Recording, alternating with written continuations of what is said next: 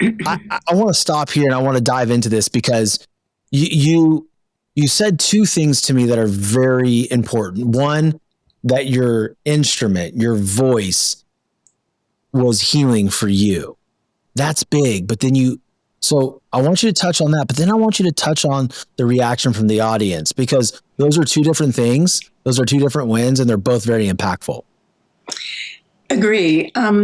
Interestingly, the response from the audience was not, for me, at least to my recollection, 6 years old. It wasn't so much based in ego as it was. It felt good to me, but it mostly felt good to me because I elicited a response from a large crowd.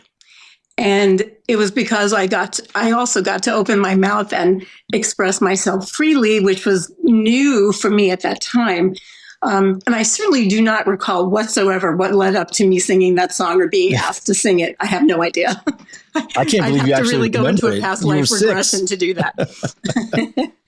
But it started me off understanding the truly healing formula of the human voice for oneself. And that's one of the questions you asked, and also for others. And I think I could sort of sum up that healing perspective of, like, if I kind of kept going through my life, if anything like not fantastic was happening to me at any point, I'll cite examples. I didn't get a good grade on a test, or a boyfriend broke up with me, or something like that. I literally would go to the piano and start singing. And the perspective I actually have in my mind right now, based on what we're talking about, is Joni Mitchell's Blue came out when I was about just turning 14. So I would sit at the piano and play through the music on the piano, singing her entire album. And she wrote that as a healing salve for herself. And I felt that she was speaking for so many others, and that you can be hurt and you could go through these dark periods, and yet you still have creative use of vocabulary in music. And you also can use your voice to cry in the sense of how it makes sound. And you can use your voice to feel joy in how you make sound. So I have a distinct memory of that beginning my need to use my voice mostly for myself. Because if I think about my life now and how I'm completely dedicated to educating, A-list people, but it didn't start that way, but entertaining and listening and hearing people's voices all throughout my teaching career, I never, ever wanted it to be about me. I felt like I wanted to be the clear canvas and let everybody come in and just throw up their emotions at me. And I was all clear and ready to accept, because I didn't have any business that needed to be intertwined with their things that they were going through. So I realized, like I said early on, that singing should be mostly a healing art form, and the teaching of singing should be exactly that too. So, and I had come from teachers myself all throughout junior high school and college, who were not particularly lovely human beings. And I say that because I never felt very comfortable in myself with them. So the feeling I had was, I don't think anybody used the word dysfunctional back in that time, but it was completely a dysfunctional situation. And I kept saying to myself, I asked myself these questions as a young person: why is singing, which is supposed to bring joy to myself and to others, feeling so tense and tight and restrictive?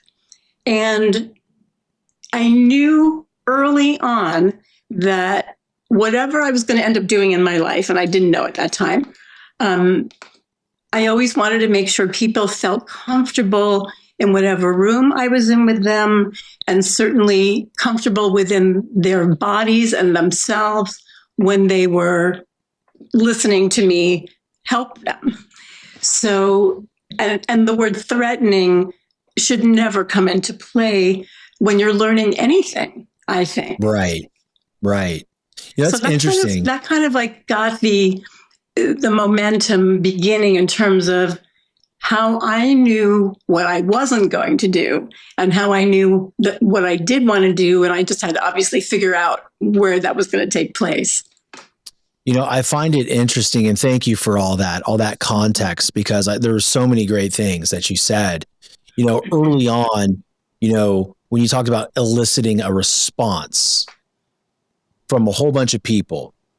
And then at the end, you touched on people feeling comfortable in your presence in whatever room you're in, and feeling just whole while they're there. I feel like there's a big thing in this world that not enough people do, because some people say don't. Like, I've had people tell me this, don't chase feelings.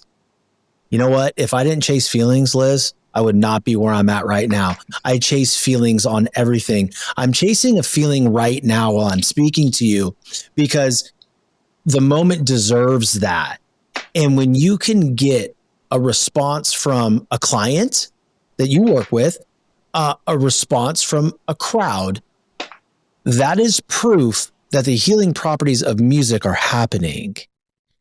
And while the audience is listening, there's a bigger lesson here. Music for us in my house, my wife, there's always music on. There's always music, and the kids know music. They listen to it. Every time a good song comes on, I get goosebumps. My wife does, and we really dive into music because it makes us happy, and it kind of helps us forget about where we're at. But the thing that I really enjoyed, I want the audience to start latching on, if you haven't already latched on, because I'm gonna hit y'all with something. At a very early age, Liz Caplan found her own medicine. And Ooh. There's a lot of people out there. Excuse me while I get my tissues, because that got me. Yeah, come on, right? Now, you just gave me the damn goosebumps. Stop it. Stop it. I'm in completely teared up mode. Yeah. So, well, thank you for that. I mean, but that's what it is. Like, she found her medicine, and there's so many people out there struggling right now they don't know what their medicine is. They think it's chasing boys, chasing women, drinking alcohol, doing drugs, becoming completely obsessed with the gym. I think it's a healthy obsession to a point, right? But more people need to understand how they can work themselves through hard moments in their lives.